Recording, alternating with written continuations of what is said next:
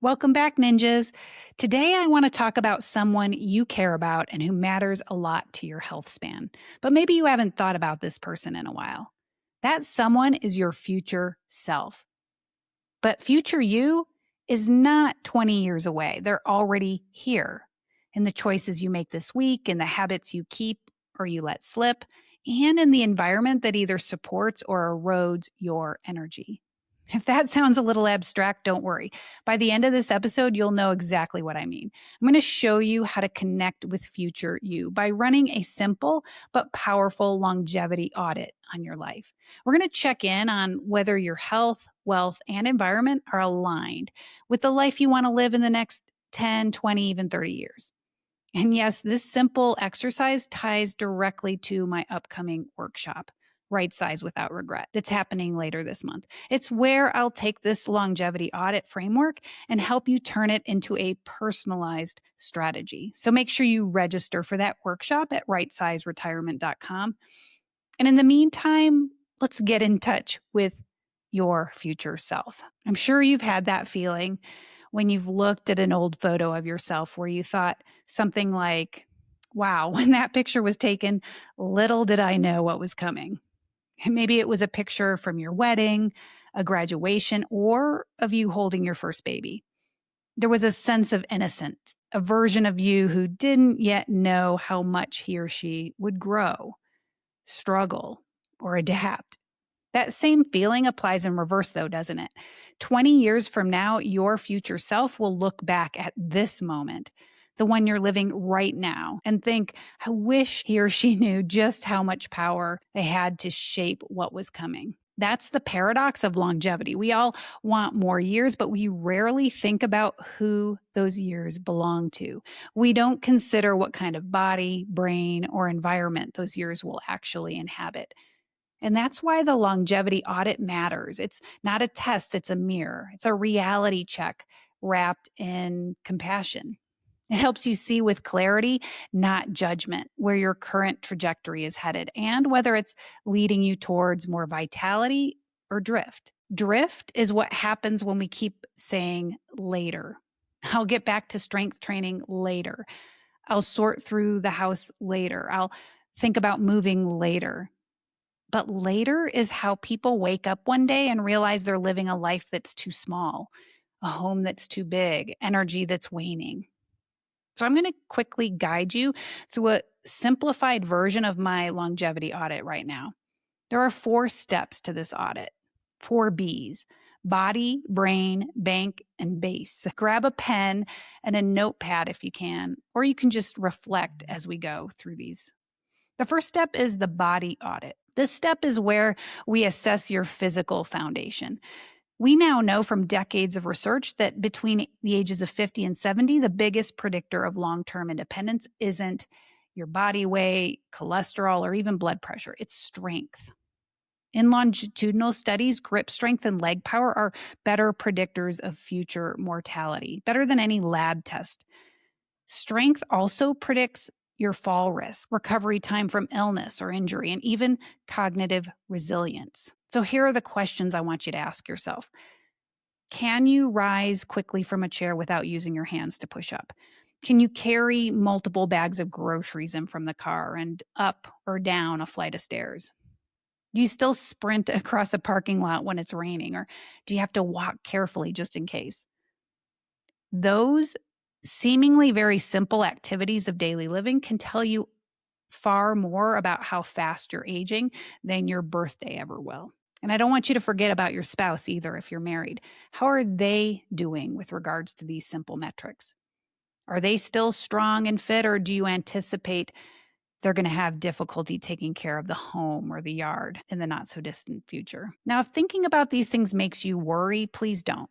The human body is incredibly adaptable. Even in our 60s and 70s, just 3 months of consistent strength training can add years of mobility back to your life. I've helped hundreds of study volunteers and coaching clients over the past 30 years recover strength and mobility. But it only works when you make the decision before you have to. You have to be proactive. That's why today's theme is caring for future you. You have a window of opportunity to get out ahead of those age-related declines. If you miss that window, future you is going to suffer needlessly. Now, step 2 is the brain audit. That's where we assess your cognitive health and emotional resilience. Most people think of brain aging as inevitable, but it's not inevitable, it's modifiable. In reality, only a tiny fraction of decline is hardwired. The rest is behavioral. Neuroscientists like to say use it or lose it, or use it and renew it. The brain thrives on novelty, challenge, and social complexity, but it atrophies with isolation and predictability. So, my question for you for this part of the audit is, when was the last time you felt a little out of your depth in a good way? When did you last learn something completely new? Or maybe engage in some real debate with someone, talk to someone who thinks differently than you. Have you really challenged your thinking lately?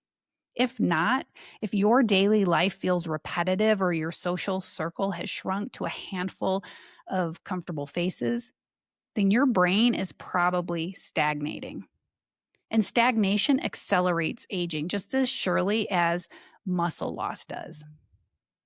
But here's the encouraging part. Environment is medicine. Simply changing your setting, whether it be a new neighborhood, new routine, new social pattern, that can reignite neuroplasticity. That's a big reason why people who move to a more walkable, socially active community, they tend to report sharper memory and more mood improvement within just a few months of moving. So if you've been resisting change because it feels hard, I want you to remember that hard is exactly what keeps your brain young. Doing the hard thing now is a gift to your future self. That's one of the more exciting parts of my job as a realtor, seeing how well environmental design protects cognition. The home you choose, the layout, the neighborhood, they're all a part of your brain health, which means that right sizing isn't just a real estate decision, it's a neurological one. Now, step 3 is the bank audit. And I don't mean just looking at your retirement savings account balance. I mean assessing your financial situation holistically. Financial health after 55 isn't so much about accumulation anymore. It's more about allocation and drawdown strategy. It's knowing whether your assets, including your home equity, are positioned to give you flexibility or whether they're locked up and inaccessible. So ask yourself, does your home still serve your life, or are you serving your home? Are your monthly expenses, maintenance tasks, or property taxes, are they dictating what you can and can't do with your time? If so, you're not really free, are you? You're employed by your house. Right sizing flips that equation.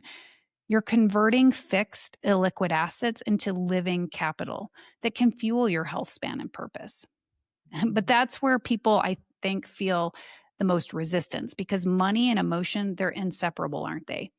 A home rarely just feels like an investment. More often, it feels like it's part of our identity, our history, maybe security. But as a coach and realtor, I can tell you, people who take a clear-eyed look at this and ask, how do I want to use my equity while I'm still healthy enough to enjoy it?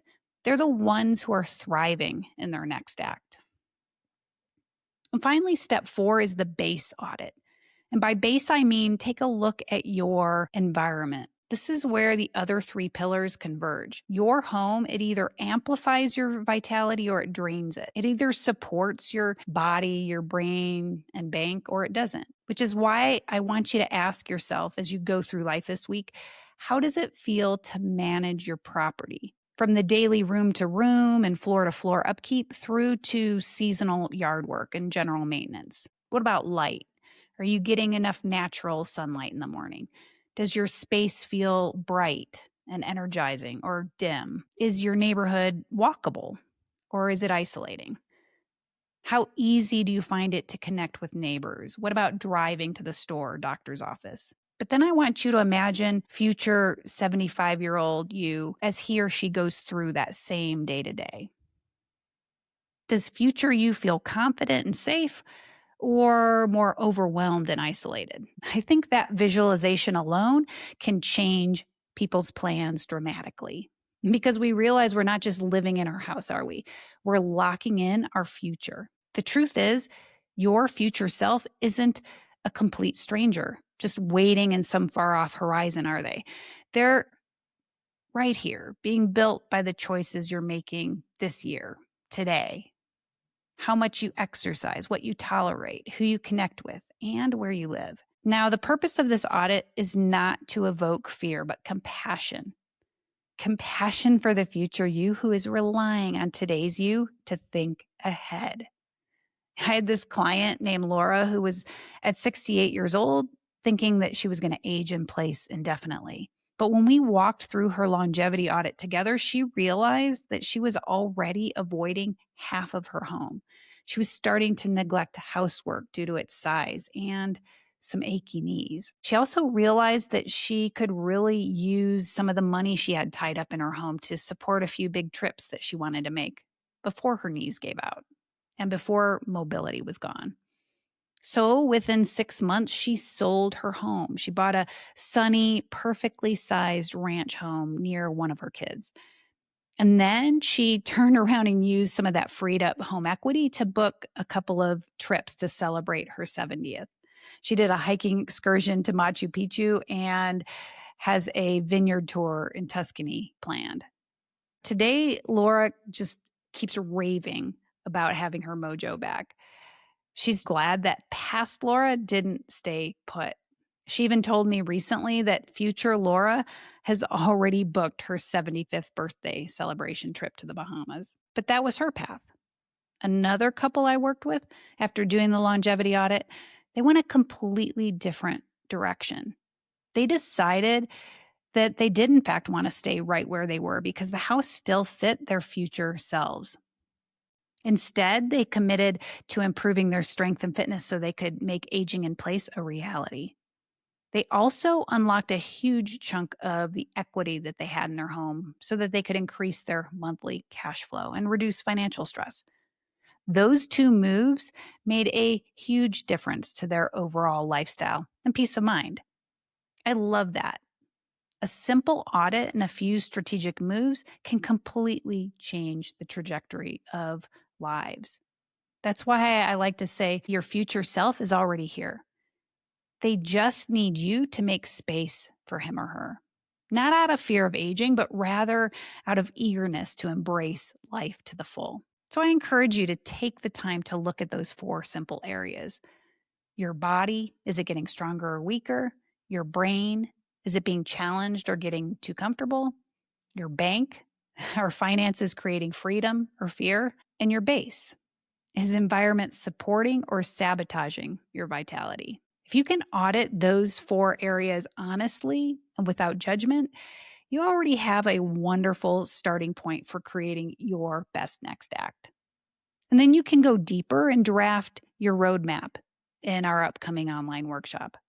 As one of my VIP listeners, when you save your seat at rightsizeretirement.com, I do send you a free downloadable guide called Rethinking Retirement. That guide is a great way to get your vision casting ideas flowing. And look, even if you don't think you need to move, this future self-thought experiment and the workshop is for you. It's going to help you get crystal clear about where you are today and what you anticipate you'll want in the near future. I've been doing this a long time, and one thing I know for sure, we struggle with vision casting and connecting to our future self. And we especially avoid it if we only see a life that is shrinking and an us that is older. And yet, that is exactly why our life shrinks and we age prematurely. We don't cast a vision for ourselves or create the lifestyle that has us thriving. So I want to leave you with the challenge to start creating that vision.